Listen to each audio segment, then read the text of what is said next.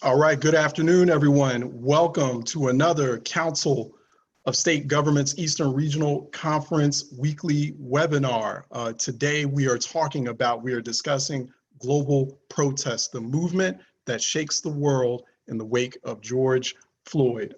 Welcome to our continuing series here. We've had some great conversations, since April. We've had those micro summit equity gap discussions, but we've had these weekly webinar discussions as well that are being brought to you produced by the Council of State Governments Eastern Regional Conference. More information on CSG East, that's what we call them by, CSG East, csg-erc.org, csg- or -erc.org for more information on CSG East. I'm Charles Ellison. Good afternoon. You were watching me just now in my conversation with the Economic Policy Institute's distinguished fellow, Richard Rothstein, who is also author, award-winning, best-selling author of the book, The Color of Loss. So it was a great conversation yesterday. We had some great questions, great participation from the audience there yesterday. And we're continuing these weekly webinars being brought to you by CSG East. Today, we got a very special discussion, a very special panelist that we have put together for you today. And I'm definitely looking forward to this conversation. I'm Charles Ellison. You can reach me on twitter.com @EllisonReport, #realitycheck, if you'd like to tune into where I am typically on a typical Monday to Thursday morning reality check on WURD. That's every Monday through Thursday at 10 a.m. Eastern. Go to wordradio.com for more there. But I'm also senior fellow for CSG East Council on Communities of Color. In fact, you see the director for the Council on Communities of Color, Debbie-Ann Page, who makes these weekly webinars possible. They would not be possible without Debbie-Ann Page working tirelessly behind the scenes, putting this all together, and also our other previous discussions, like our discussion with Mr. Rothstein yesterday, and also our Equity Gap micro summits that we've been doing as a part of the Triple C. So I want to let everyone know, as you're still kind of finding your virtual seats, you will be able to ask questions and also offer comments and perspective to this discussion coming up through the Zoom webinar chat to the the right side of your screen. Leave comments and questions there for our panelists. I'll definitely relay those. You can start doing that now. We'll probably get to that in about 20 or 30 minutes. But in the meantime, let's start our conversation on global protest, the movement that shakes the world in the wake of George Floyd. Joining us today for this conversation is Khalilah Brown Dean, a professor of political science at Quinnipiac University, also author of Identity Politics in the United States, her latest book that came out this year. She's joining us here by Zoom. She is also at kbdphd.com for more information there. And also, you'll see in Zoom, in the Zoom environment, our virtual environment, you probably recognize this face too. You see it quite a bit on MSNBC these days. She's also politics editor for thegrio.com. And that is Christina Greer. She's a professor of political science too at Fordham University in New York. She is also the author of Black Ethnics. Check out Black Ethnics. And she is, as you know, you see her on MSNBC, you see her on thegrio.com, some of her columns there as well. And go to @Dr_CM Greer on social media, on Twitter. Yes, let's see that book. That's right. Let's see those books. And we'll ask you some questions about those books as well. How are you both doing? I think we have you on mute. Great, Charles. It's excellent. Good to be here. All right. Feeling excellent.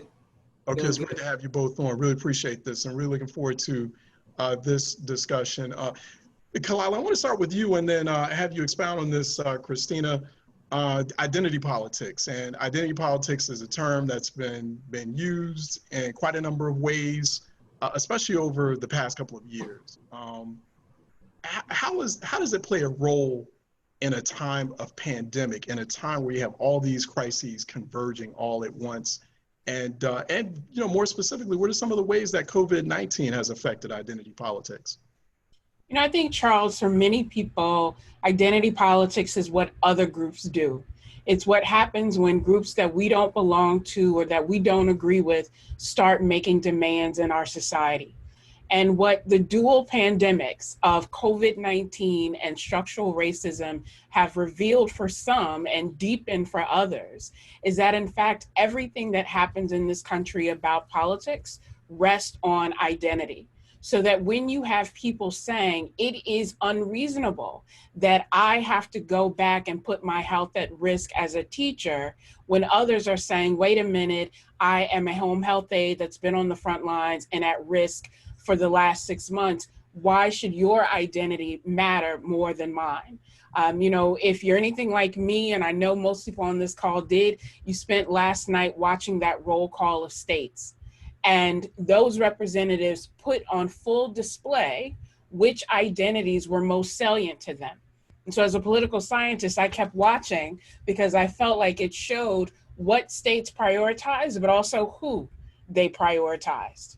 And so it has a link to politics in terms of how we organize the things for which we are voting and organizing, but it also means structurally, what are the identities that get privileged and what are the identities that get stigmatized in our country? Talking about organizing, Christina, right? And part of organizing or one of the elements of organizing is protest. And we've seen quite a bit of it over the past few months, quite a bit of protest as the pandemic is around us, as we're in this very uncertain and toxic political environment. But, the big question here, and this is something that we're going to be unpacking throughout the course of this conversation, is how we transform or transition that protest into policy making. How does this transition happen, you think? And are we already seeing changes? Are we already seeing that? Even while a lot of folks are forced to kind of stay in their own space, stay at home, and this includes policymakers as well, but do you see some promise on the horizon as far as, because that's been a big question for a lot of people, translating that protest, that organizing into actual policymaking? Right, for sure. And I think that we should feel very inspired by the uprisings and the protests, the consistent protests that we've seen over the past few months. I was just literally on a panel an hour ago with Khalilah, and I have a colleague, Megan Francis, and we were talking about this idea of sustained protest over generations. We've seen this. So when someone like Jay-Z, which she brought up, or another colleague of ours brought up, says, we can stop marching, that's never been an option for Black people. We can never stop marching because protest politics and electoral politics are both and. We don't get anything as Black people if we don't go to the polls and stay in the streets, because we can get descriptive representation. We can get someone who looks like us in office, but we have to stay on all of our elected officials so we can ensure that we get substantive representation as well. And going back to Khalilah's point about last night with the roll call, we saw which states prioritize diversity. We also saw our territories represented. We saw Puerto Rico speaking in Spanish. We know they're still reeling from hurricane season after hurricane season. We saw American Samoa, which looked absolutely beautiful, except for the fact that you have U.S. military personnel in the background. Why?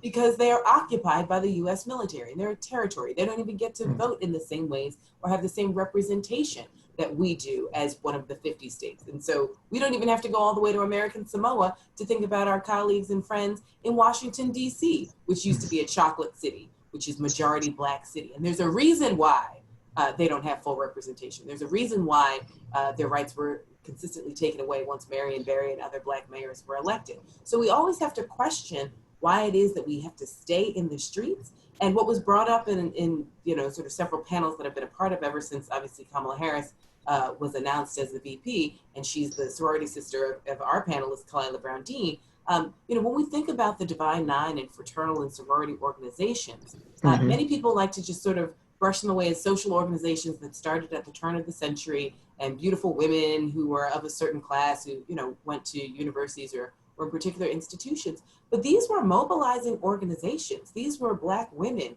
who were organizing around particular issues. We saw Delta Sigma Theta in the marches in 1920. We saw them working with the AKAs and their other fraternal organizations to actually push forward policy for Black people. So we can't just think of protest politics as something we do over there and let it go. We know that we've had this sustained effort for over 100 plus years.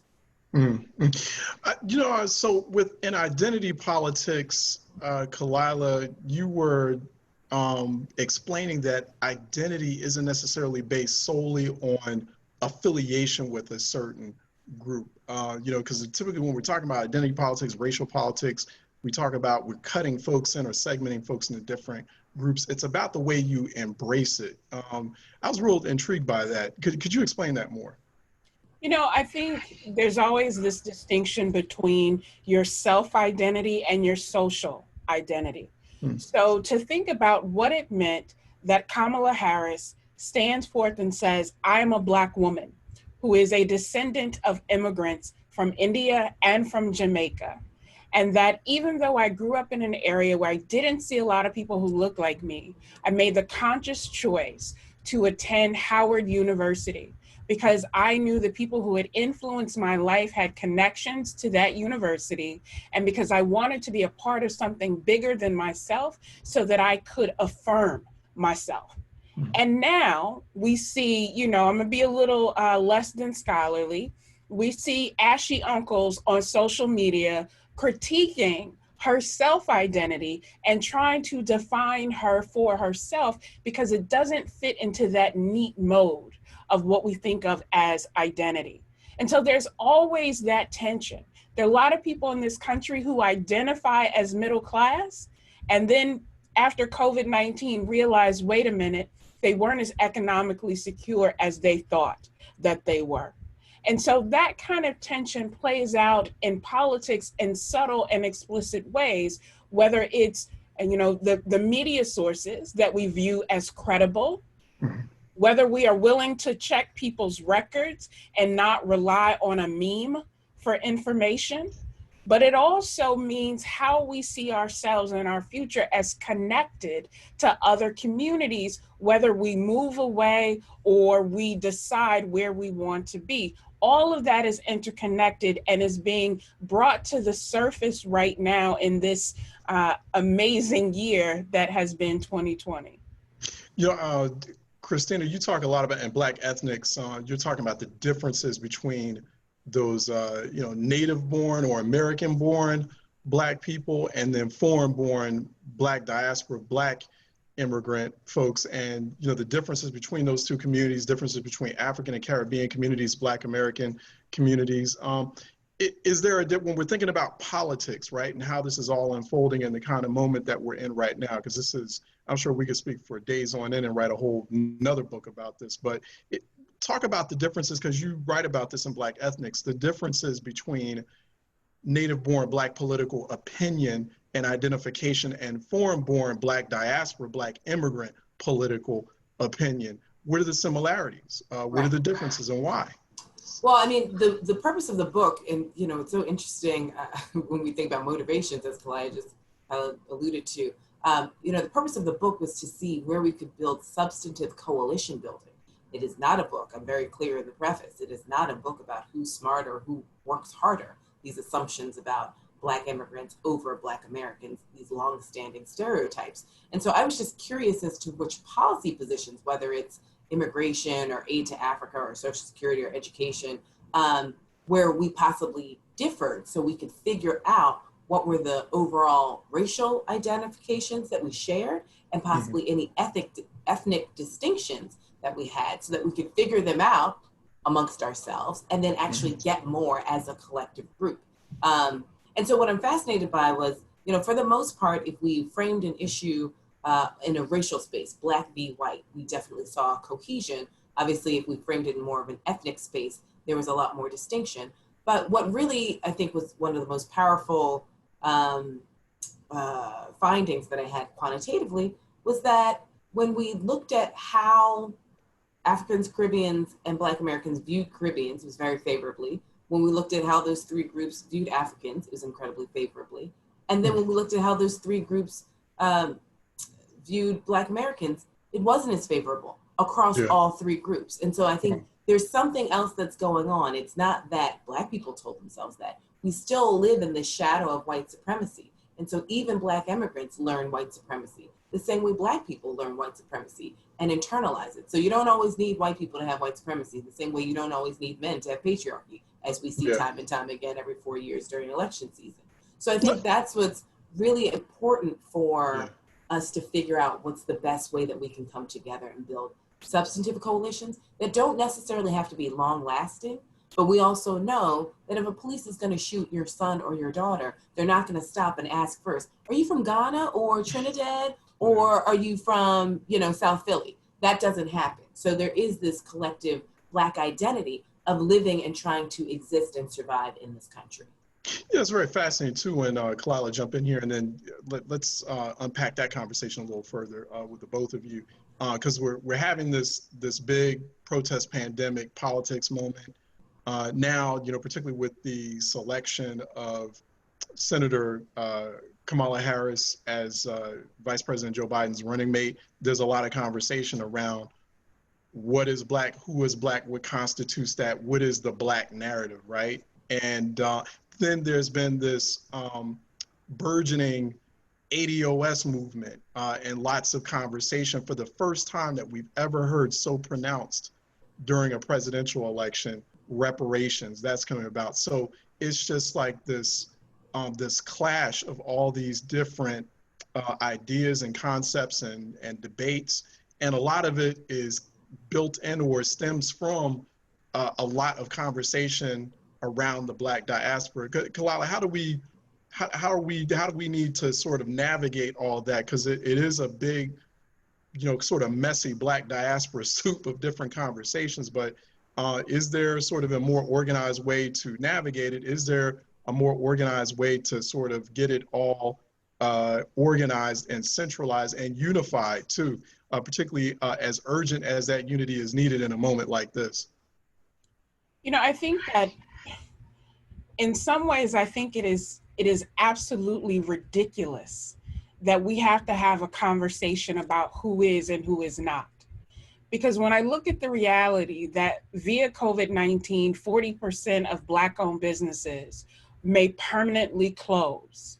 When I look at the reality that of the nearly 200,000 people in this country who have lost their lives, they are primarily Black and brown people. When I look at the fact that Breonna Taylor's death still has not been addressed by this legal system, I go back to Christina's point that it really does not matter how people divide themselves up until we acknowledge and recognize that white supremacy is one of the greatest exports of this country, and that it leaves an imprint and a legacy across the diaspora, just as the legacies of colonialism have done. Then we start arguing about who is not, who belongs, who does not. And at the same time, there's an entire scope of public policy that is passing us by because we're arguing about position and about title. That's the reality. It is a moment when everything has been ended in this country, particularly around education. It is why I keep saying, if we are going to rebuild and remake education in this country, let's build it upon the building blocks of civic education and history. Mm-hmm. Because then that eliminates a lot of the conversations. No one who has ever lived in Jamaica or visited Jamaica is not aware of those legacies and being able to visually see that imprint and how it then translates into public policy. That's important. But it's also about keeping the main thing, and realizing that, now I watch the services for Congressman John Lewis. Now everybody likes to romanticize the civil rights movement. Everyone now says John Lewis was a hero. When in reality is in 1963 on that National Mall, leaders of the Big Six organizations were ready to cut his mic because they were like, no, he's too radical. So I'm not looking for unity in the sense of uniformity. I'm looking for enough of a moral imperative and a consensus that says normal did not work for Black folks in this country, and we are not going to sort of make ourselves think that going back to normal is going to make things better. Khalilah, can I respond? Charles, do you mind if I respond? Because Khalilah, per usual, I agree. There's no surprise there. But I want to sort of, you said something about like, no one can deny it. And I'm like, I think about some of the conversations we've had over the years. It's like, people go out of their way to twist themselves into mental gymnastics to deny it.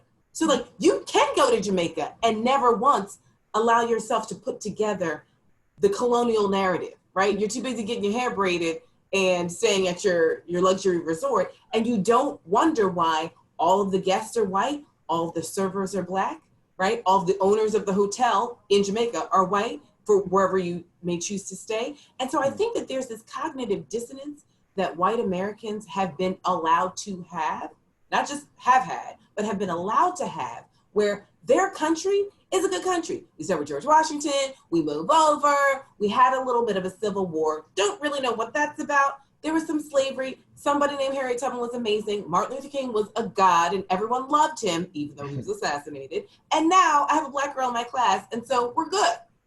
And I think that there's this way that this country has denied white people their history. Black history is American history. That's their history. And they should feel enraged and embarrassed and upset that they don't know about half of their own country.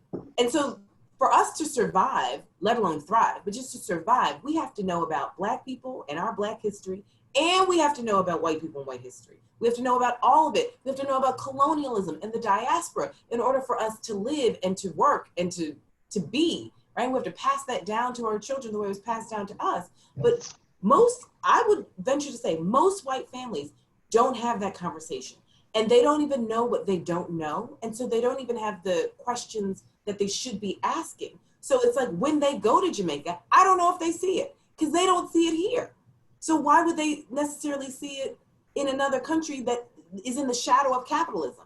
And so I think that for me, part of this reckoning that we're in is that white Americans have been given the luxury and the privilege to never have to see us in a particular way and to never really have to see our struggle as tangible or in any way remotely interconnected with their lives or their life circumstances. It only gets interconnected with their lives when looters, and I'm putting that in massive quotes, come into their neighborhoods and start burning things down to say, listen, see me, hear me, right? Or statues get taken down. And I think this is what Martin Luther King, who was known as a domestic terrorist, by the by, before he was assassinated, right? People keep saying he died. I'm like, he didn't die of cancer or old age. He was assassinated for being a domestic terrorist framed by the US government in that way. So it's like, he said, be wary of the white liberal and the white moderate who cares more about property value than justice. He says, be careful of the people who will say, oh yeah, I agree with you, as long as you stay over there.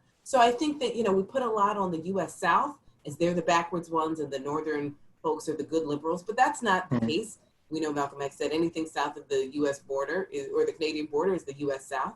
And I think that white folks have never had to have a reckoning of their own complicitness, even the young people, and how they have not had to learn about anyone but themselves. Yeah. You were just now tuning into a person who just spoke. Was if you're just now coming into our virtual session, our CSG East weekly webinar. That was Professor Christina Greer, political scientist at Fordham University, also author of this book, Black Ethnics.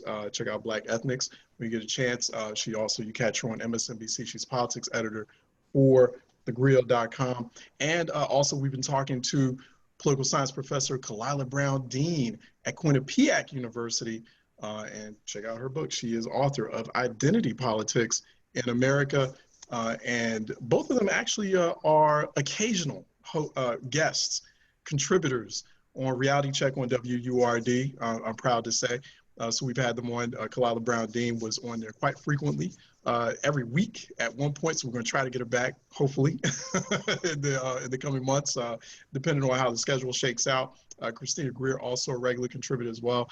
They're both joining us here talking about global protest movements, global politics, and talking about the role of racism in this big moment that we're in right now. Quite a bit to talk about. This is our CSG, Council of State Governments Eastern Regional Conference weekly webinar series.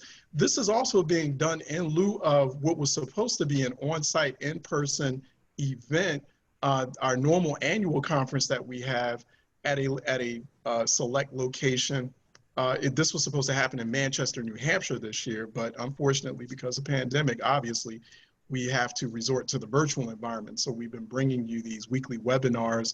In fact, we do have one next August, that is next Wednesday, August 26th from 2 to 3:30 p.m. with Rachel Beithofer. And Rachel Beithofer is a political analyst who will be talking about the pandemic protests and the presidential election. We're going to have host of On the Record, Sheila Cast, who's going to be hosting or moderating that discussion. So go to CSG-ERC.org for more information there. While we have our discussion, please feel free to leave questions, comments in your Zoom webinar chat.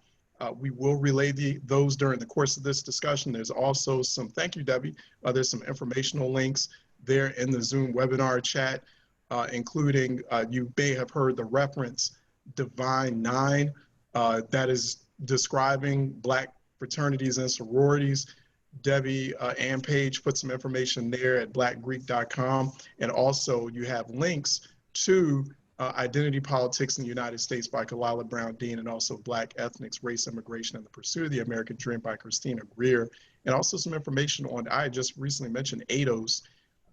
That means ADOS is American Descendants of Slavery. That's been a movement that's been creating some controversy as of late. Khalilah, well, I'm going to throw this, I'll have Khalilah start on this. I'll throw this conversation out here to both of you. As far as COVID-19, so we see the disparities that it's caused or that it's revealed, right? But does it present some promise? Because with all these disparities that it revealed, and then you know, you look at the murder of George Floyd in the context of the pandemic, because he was also a victim of COVID-19 as well. Does this present an opportunity for the nation to alleviate these disparities, to look for ways to mitigate and reduce racism, for people to come together as a nation, so to speak? Khalilah, I'll have you start on that. A lot of people responded to the murder of George Floyd by putting up signs and banners. And so everyone from, you know, Amazon to Walmart put up a sign that said Black Lives Matter. And then when you start looking at the C-suites of those organizations, it doesn't really look like Black Lives Matter. You know, here in Connecticut, our state house flew the Black Lives Matter flag. And yet we know that we are still fighting for Black women, women of color, particularly immigrant women who are working as home health aides, putting their lives on the line, but not paid as if their work and their labor is essential.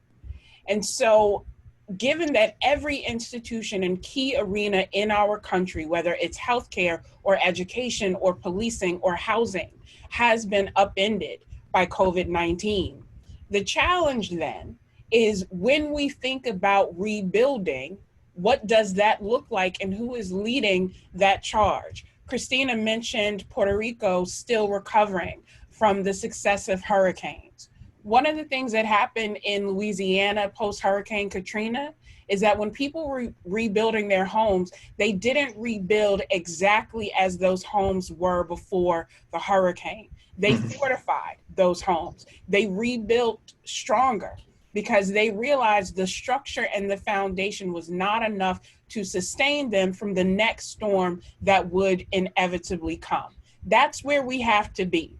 Whatever the next pandemic is, whenever that happens, then we have to understand what it means that so many Black and brown kids in this country have not been taught since March. Because access to virtual learning and education is a problem when mommy and daddy are figuring out how do they keep a roof over your head and avoid massive evictions and foreclosures. That also means that for people who are at the local and state level, whether elected, appointed, or working within that space, don't wait for the federal government for direction, because we've already seen what happens there. What are the steps that are being taken right now to protect your cities so that if there are massive foreclosures, you haven't allowed private development firms to come in, buy up all that housing stock, and then fundamentally gentrify neighborhoods and displace students in schools? What are you going to do now so that privately controlled charter school companies don't come in and take over your education structure, and you end up with a New Orleans where every school in that city is owned by a charter company and you don't have that same level of public oversight? Those are the things that we can do now to better understand why COVID-19 ravaged our communities, but also in the context of protests, why people were willing to risk their lives and their health in that uprising to say, look, you have shown us all these years that you don't care about my health and safety. I am willing to take this risk to do something better so my kids or the kids I care about don't have to be back here again. Yeah, Christina, you see Black Lives Matter everywhere. Like I was watching a recent hockey game, and it was just surreal to me to watch in the Stanley Cup playoff stadium a Black Lives Matter banner. Yeah. All white hockey players, right?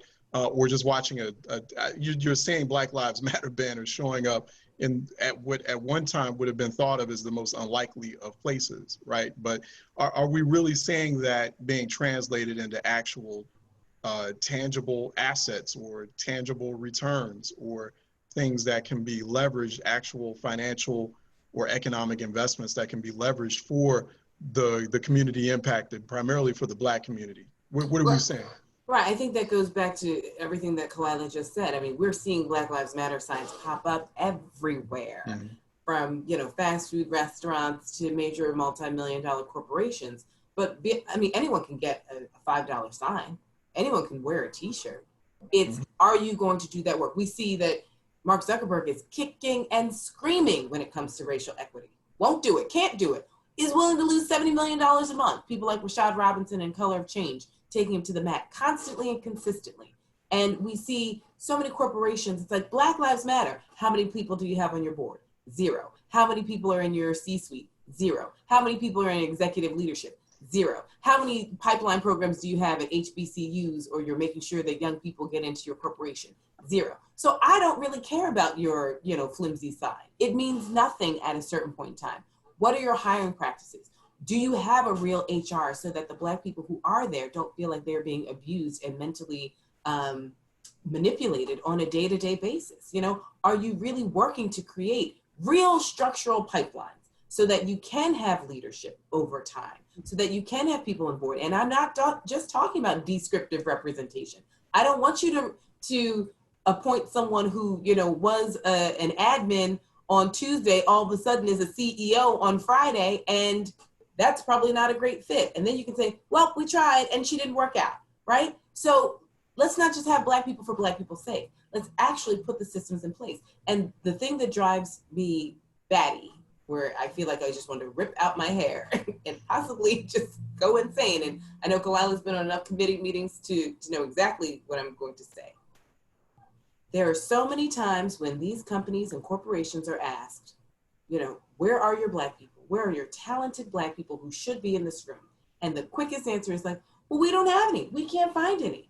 And it's like, if I can list someone off the top of my head for your company in a matter of seconds, I can give you 10 people. I can give you the degrees. I can give you the geographic diversity. I can give you the multi ways that we can speak languages and statistical comprehension.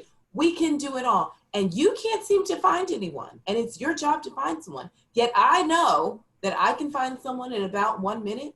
That lets us know that you don't want it to happen, right? And so either there's the passive resistance and there's the active resistance. And we see some companies actively resisting, but we see far too many who were saying Black Lives Matter. They're blacking out on Instagram or whatever that thing was on that Tuesday, which I didn't really get. I was like, what do you mean we're just blacking? I don't get it. But anywho, so we have these gestures, right? These empty gestures. And so then the next day, okay, you blacked out on your Instagram page. Did you give any money to the local Boys and Girls Club in Bridgeport, Connecticut, right? Or wherever it may be, or in, the non-gentrified part of Harlem? Have you, if you're an economics corporation, have you started financial literacy classes for various communities? Like, what are you doing? So I think that we're in the lip service mode because I think a lot of these corporations we need these people to leave these streets. We need them to stop looting. We need them to go back to spending money. We need everything to go back to normal. P.S. There is no normal. There's no such time that we're ever going to get back to normal. We can't have 40 million people unemployed, a global pandemic, incompetent leadership at almost all levels of government in most places. And then we expect to just go back to normal. We are still reeling from the 2008 housing crisis as a Black community. So you add on a global pandemic, you add on a recession. When Malcolm X said, when white America catches a cold, Black America catches the flu. Well, white America caught COVID. And we see what's happening to Black America as far as our COVID response. So it's going to take some time. And I think a lot of companies just want to smooth everything over so that they don't have to talk about race and racism. They're fine talking about race. They don't want to talk about racism. And good liberals don't ever want to say that I am part of the problem. You know, I'm wondering now, so, you know, and when we think about the policy arena, right, we have, you know, perhaps a few state legislators who are tuning into this right now and kind of giving them some guidance on, okay, how do we also force that from just being a conversation and lip service into actual policy that's crafted. You know, like, for example, you know, there's been a conversation about equity impact statements or assessments for every piece of legislation, not just legislation that we think or you think focuses on race or the issue of racism or equity, but literally every piece of legislation or policy being crafted out of a legislature, just like how, you know, you get those fiscal impact reports or environmental impact studies. We'll get an equity impact study going to see how that's going to affect positively or negatively a particular community. Khalilah, yeah, how do we inject now? How do we force that conversation to be much more than a conversation and actually form into true policy making, equitable policy making? I'm hearing that that's still a problem, and especially state legislatures is a problem on all levels of government, but especially when you're thinking about state and local, it's still a problem kind of getting through to the policymakers who count. When I think about these equity impact statements, the first question I always ask is, how are you defining equity? And then once you've defined it and you've identified the impact, now what? So, you know, we're seeing local legislation around stating that racism is a public health crisis. And that sounds good to be able to acknowledge that. But the follow-up should be, now that you recognize that, what does that compel and convict you to do? Many states have had equity impact policies surrounding policing and, you know, stops. And what does that mean? It does not mean that we've eliminated the problem. So unless that kind of definition and that impact is then accompanied by resources and commitment, then it is more of a feel-good measure than it is a substantive policy change to move people forward. And I also want to name and center the reality that this conversation is often preaching to the choir or singing with the choir. Because just as people have mobilized to address issues of equity, they have mobilized to lift the realities for far too many people who see Black and think criminal. There's also a counter movement and a counter mobilization effort of people saying, yes, I have power and I'm not willing to share it, nor do I think you should have the opportunity to make me do anything. And we cannot underestimate the power of interest groups, lobbyists, and money to change that conversation, to shift not only who's involved in the conversation, but also who stands to benefit. And often those equity impact statements become so watered down of people saying, well, when we think about equity, let's not just think about race. We now also need to add in these other 20 categories. And at that point, you have watered it down so much that there's really nothing you can do but preserve the status quo. Yeah, I wonder about that, Christina. Yeah, how do we just nudge legislators, policymakers, thinking more intently, more deliberately about equity in every aspect of all of their policymaking. That's not a unique or special thing. That is the standard. Right. Well, I think we have to start with being honest that some policymakers are cashing a check and they're not working, and they're not working on behalf of Black people. We have an incumbency problem in a lot of state houses because most people have no idea who their state senator or state legislator is. And so people get elected, at least in the state of New York, lots of people can get elected, sometimes 2,000, 3,000 votes. And they don't have to worry about what they're doing there because no one's really watching the store. So we have to be honest about the fact that we do have sometimes a descriptive and a substantive representation problem. And then a lot of this work gets caught up in these task force and committees to nowhere. So we can task force ourselves, Khalilah's nodding because she knows when the work needs to be done, it's so easy to say, yes, it's so important, yes, let's put it in a task force. And 3 years later, let's have another task force and see how that task force did. And then another 2-3 years goes by. So we keep kicking the can down the road. You can see this with immigration policy all the time. 3, we see lots of times where sometimes an issue is a Black issue. So we don't need to frame it as people of color. We don't need to frame it as minorities. We don't need to frame it as an urban issue. Sometimes it's a Black issue, and we need a historical context to understand the present day problem to give Black people a different future. It's not for everybody sometimes. And so in this effort to be inclusive, which I get, there are some sort of political constraints, but we need to call things what they are and stop trying to sometimes put everything and everyone together. There is safety in numbers. There's a strategy behind that at times, but that's not always the solution. And I think the last piece is we really have to stay on people. And most Americans don't know civics, as you mentioned before, so they don't know who's in charge of what to assist them. So going back to Khalilah's point, when we think about rampant gentrification and the evictions that are going to come down the pike in the next few months, sadly, not just for renters, but for those who own, they don't even know that they can contact their elected officials for some sort of relief. They don't even know that there are resources, possible grants, possible stays of eviction that could assist them. Because a lot of folks don't want to make it known what they can and cannot do, because that means more work for them and more staff that they would have to train and hire. And so I think that we've had a series of breakdowns over time in our political system where there are a lot of folks who are ignorant, and it's not their fault that they are, but in many ways they don't know what they don't know. And so they don't know how to ask for help.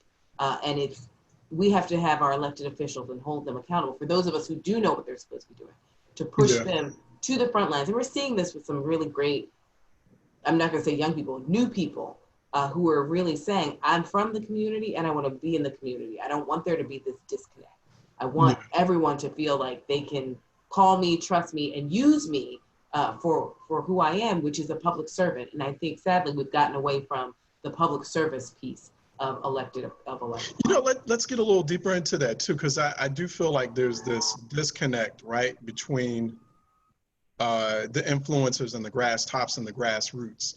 These protests are, definitely reckonings about things like racism, management of the pandemic, et cetera. But, there's also like a larger narrative here, a larger conversation about an erosion of confidence in governance. It's at dangerous, alarming levels. We were seeing that before the pandemic. We were saying that even before the 2016 elections, where people feel disenchanted by policymaking, they feel disconnected from the political process. How do we bridge the grass tops and the grassroots? I think that's a big part of it. You see that disconnect is very prevalent inside the Black community because we're seeing, warning signs there for even Black elected officials. Like there's a reckoning going on for them as well, state, local, federal. We saw a long-standing Black incumbent of Congress, for example, get ousted in a primary out in Missouri not too long ago, who happened to be the son of a previous member of Congress.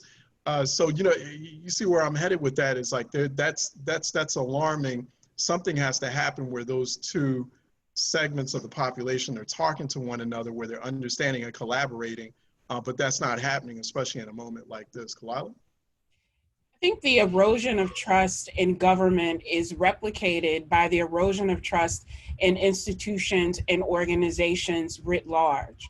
You see that when we look at, churches within Black communities. When you set aside the few sort of mega churches, you see other smaller congregations that are really struggling with people saying, I can come and participate, but when I need you, will you be there for me? And even as spirituality has increased in terms of its importance for many people, that relationship to organized houses of worship is starting to decline because of these larger factors. And I think we're also in a moment where anyone with a smartphone and an internet connection gets to put himself forward as an expert with no skin in the game, with no credibility, but has the followers to become a political influencer, and who checks that? So while it is great that so many people are willing to lead, they have to first be willing to serve, whatever that looks like. There's an initiative here in Connecticut that's led by Black women. And that initiative is hashtag Your Seat Ain't Safe. And so those women are organizing to make it very clear, we don't want to accept political dynasties, regardless of the race of the family making up that dynasty, if you have not delivered substantively to the people that you often take for granted. That means don't show up at the event meeting in an election year and no one sees you for another 3 years. That also means not talking down to young people and dismissing them because their path may be different from yours. Their relationships to jobs and the economy may be different. What I want to see is how we harness that innovation, that sort of interest of young people in different ways. There's a reason that many young people feel disaffected. That's not a flaw of them. It is a flaw of the political system that makes them say that they even have an option of sitting out an election. Yeah. How alarmed we should be about that, Christina, too. You know, one, to Khalilah's point, excuse me, I have seen that polling data. There are alarming numbers of young Black potential voters saying that they're going to sit this election out. So we have that issue. And I think that this overall conversation, the theme of this speaks to like this desperate need for civic literacy. Like, how do we realize that? How do we effectuate that? Do we mandate it in schools? So there's that civic literacy component, and then, you know, how we match that with those social justice movements, how we activate real engagement, not just conversations in a Zoom environment or, you know, just telling the kids to go protest. But like, for example, you know, I'm starting to see like a movement to encourage more young people to become poll workers. I think that that's something great. I think we need to do that. That's a tangible, actual activity. But when you look at those numbers, it does look very alarming. Christina? It is alarming. And there's a lot of misinformation also out there. So you have people sort of saying why they're not voting for, say, a particular candidate, and it's part of some sort of internet smear campaign where it is just quite honestly not true. So I think that there are a few things that we can and should do. And I think starting with what Khalilah mentioned, which is we cannot talk down to young people. We can't. We have to understand and meet them where they are. Not everyone, you know, we have so many conversations every 4 years about making college free for all. The vast majority of Americans have not gone to college. So like, that's not really an area where a lot of people are listening and quite honestly care. So what is the issue, right? And so we have to sort of empower people who are thought leaders in communities. So as Khalilah mentioned, as you know, sort of church attendance wanes, and COVID makes it a little peculiar, but as people start to integrate themselves back into society at beauty salons, at barbershops, like we've seen people do it in a public health sphere. We've seen public health agencies, you know, deputize barbers to give them information about prostate cancer, give them information about, diabetes, whatever it may be, and then they can give correct information to all the people who come through their doors. We can do that with voting. I mean, I've been developing this idea of political tithing. You know, many people tithe to their religious institution, whatever it may be. I tithe to my democracy. This is an institution that I believe in as well. So it's not just a church that you believe in and you want to see it grow and thrive. I want to see American democracy grow and thrive. So that means I give $5 to this candidate on non-election years when they need money, right? I give it to this particular political organization, community change, color of change, because I like the work that they're doing, not just during election season, but throughout the years to try and educate people and reach people that, you know, I don't know the tiny groups in Wisconsin and Milwaukee, Wisconsin, who are doing this work around, say, voting equity, but community change does. So I tie it to them so then they can go out and do the research and do the work. And we also know that for anyone who gives even $1 to a candidate, and this is for candidates to really reach out into community. I'm not asking, for you to max out at $2,600, but if you can get young people, and we see this all the time when you graduate from your undergraduate institutions, they know if they can get you to give 1/4 of your money, not your parents' money, of your money before you leave that campus, they've gotten you for life. And I think a lot of elected officials focus on the big money, but you have to sort of talk to people. It's like, well, what is your issue? And if they give you $1, they will most likely go to the polls. Anyone who gives money to a candidate is exponentially more likely to turn out to vote. And so we have to ask people what it is that worries about them, and not just platitudes. Everyone's concerned about education and housing and the environment writ large. But what is it about education? Is it that charter schools are taking over your child's education? Is it that the public school is okay for some, but not for others? I mean, like, every city is different. New York, we've got public and charters in the same building. In the same building, kids are getting a totally different education based on what floor they're on. So I think that, the conversations and the harder work needs to be done by those who say that they want to be public servants. And I think that we've gotten a real disconnect between being a politician and a public servant. We've got way too many politicians and not enough public servants. Khalilah, too, those institutions that we're talking about, those policymaking institutions, governance institutions, are very stubborn. And but do you feel like you talk about identity politics, identity demographics in your book, and in terms of race, gender, religion, do you believe now we're in a moment where identity demographics is reshaping, or has a chance here, a window open to reshape the political system, reshape these institutions to be able to really get to their roots, to their pillars, and fundamentally restructure what they are and how they operate? We are at a moment, I would not be a good political scientist if I did not lift the fact that if we look at the candidates who are running for public office this year, they do not look like the crop of candidates that we had 10 years ago, or really even 5 years ago. That is the result of structured efforts to, as Christina said, companies, colleges like to say, oh, we don't have the candidates. There were groups of people who said, you know what, we're going to take that excuse off the table and we're going to create the pipeline, so that now you have no excuse not to recognize and draw from that pipeline. We'll fund our own people and we'll push for the efforts and the policies that we care about. This is a moment to do that. But making the most of that moment means that we have to resist the efforts to pit people against each other, to stop seeing people as exceptions to a group norm. When the president of the Toronto Raptors can be accused of assault against a security officer whose salary he helps to pay, then it doesn't matter if you have one or two people who have ascended to high positions, if they again are seen as an exception.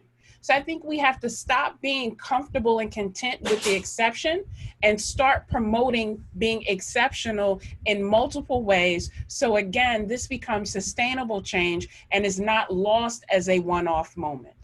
I'm talking about like how we define, how we talk about racism, the way we analyze and see it. Christina, you talk a lot about immigration trends in America, and has that immigration trend, or how do you see those immigration trends, or the increase of immigration, particularly with Black migrants, Black diaspora migrants, which you look at quite extensively in Black ethnics? How's that shaped how we're having this conversation about race and racism, and not just in the United States, but also globally?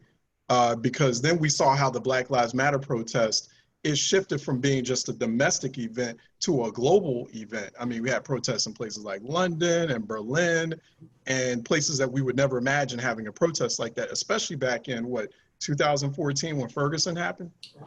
Right. Well, I mean, we have to look at, say, the news from yesterday, where there were 2,000 African migrants who were just left in the Mediterranean Sea. And you have Republican candidates and Republican elected officials literally tweeting today, I wish we could drop off 2,000 more. So, I mean, there's this interconnected white supremacy of what's going on in the United States with what's going on elsewhere. We know that because of racism and residential segregation, Black immigrants are more likely to live in neighborhoods with Black Americans. Well, because of that, if you have non-documented Black immigrants, then they're more likely to be victims of stop and frisk. So what turns into what would just be a normal stop and frisk is all of a sudden an interaction with an ICE agent and deportation. So Baji, Black Alliance for Just Immigration, has done copious amounts of studies where Black non-documented are roughly 10% of the undocumented population, but 20% of the deportations because of racism, because of their close proximity to Black Americans, because of the hyper surveillance and the hyper policing of Black people in this country. So Black Americans should care about what's going on with Black immigrants because our lives are interconnected, because what's happening to them is happening to us as well. And so I think it's frustrating because yet again, it falls on the shoulders of Black people to care about Black people when this should be a concern for all. But this is why we're literally still fighting for the phrase Black Lives Matter to not be so radical and political, because some people just absolutely can't hear it, right? We're not saying Black lives are better. We're not saying Black lives should get more. We're literally just saying that they should matter. That maybe, just maybe, we should have some equity and parity. And that is enough for some people to be apoplectic, because we have set up our system based on racialized capitalism that for someone else to get something, anything, even if it's one kernel, you feel like you've lost something as a white person. And that's a really dangerous system to perpetuate century after century. Yeah, it's there's also that tension too between the imperative, the urgency of kind of the moment that we're in, that people are feeling with respect to this election coming up. People feel really conflicted here, because on one hand they're like, okay, I understand it's an urgent moment, so I have to vote and I have to vote for a certain side.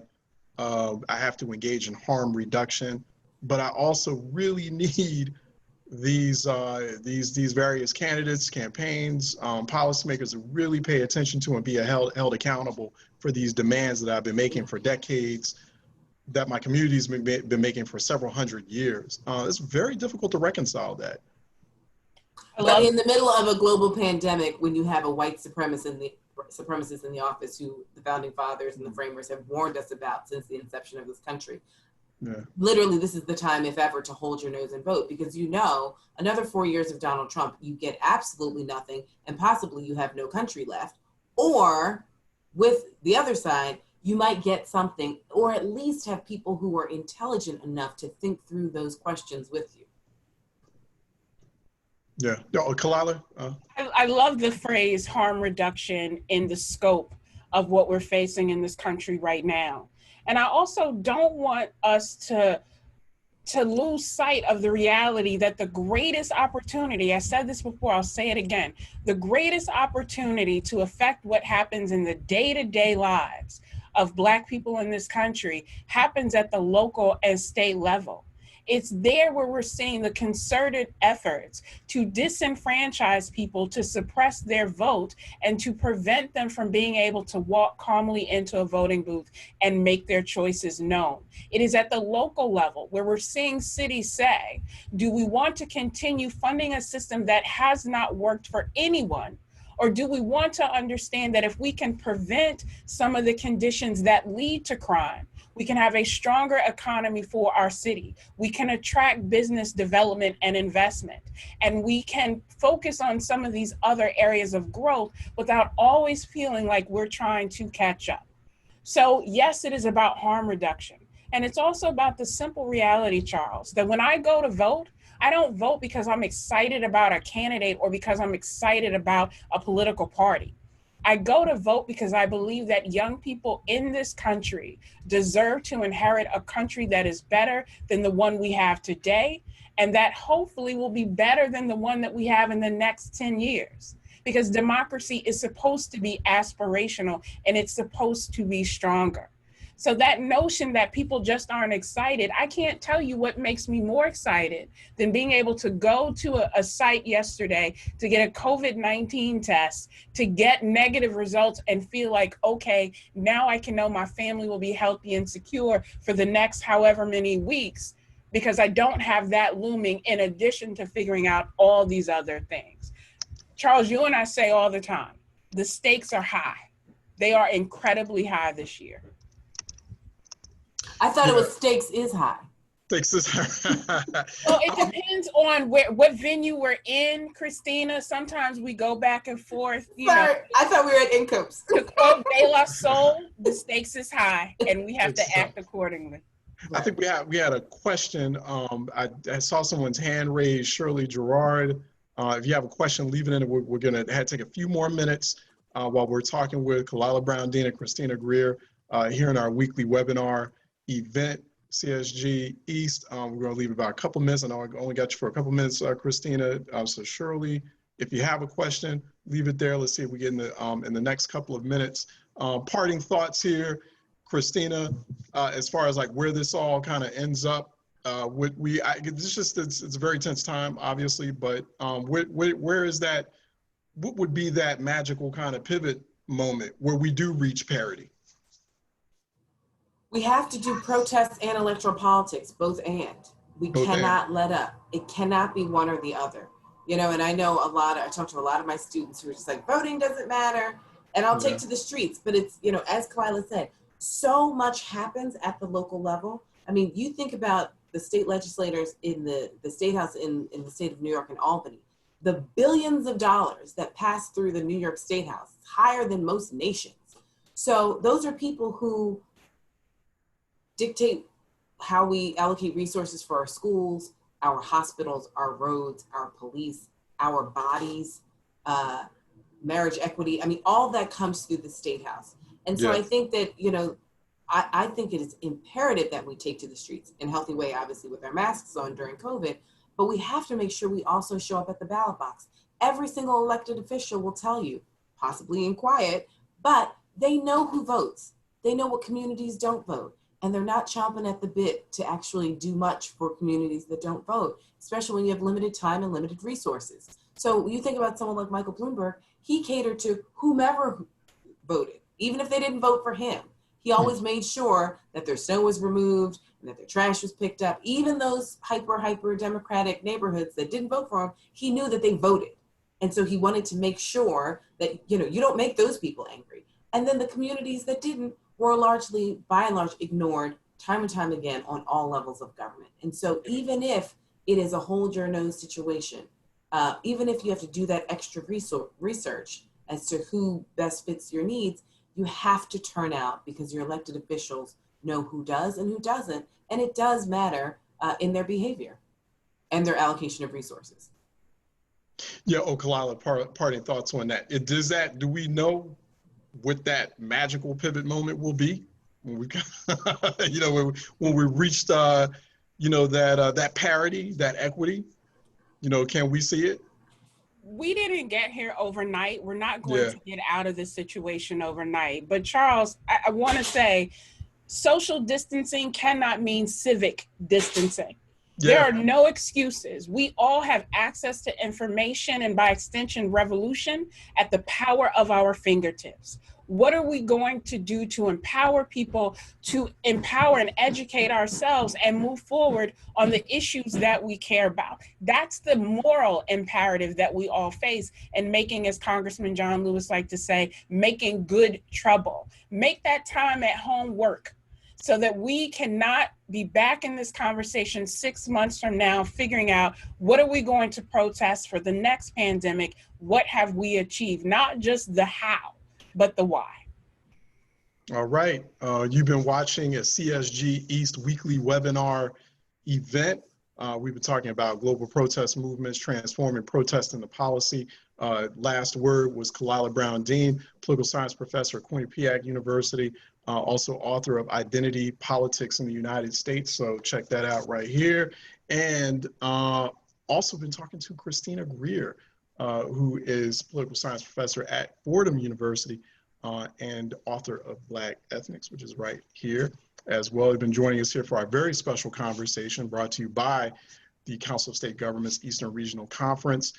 Debbie Ann Page has been helping us produce these weekly webinar series. Also, like to our B-Note, our partnering B-Note fellow, come on, who did a lot of the research and read both of these, but that's Charles Ellison, who is B-Note fellow, and she enjoyed both of you, but she actually has more questions for both Khalilah and also Christina, because she literally read all books cover to cover, and helped with a lot of the production and research for this webinar event as well. Thank you both, really appreciate it. Very insightful conversation. Thanks, Charles. This will be provided as a recording in perpetuity at the CSG East website and also YouTube channel as well. And go to CSG_ERC at CSG_ERC on Twitter, on social media for more there. I'm Charles Ellison.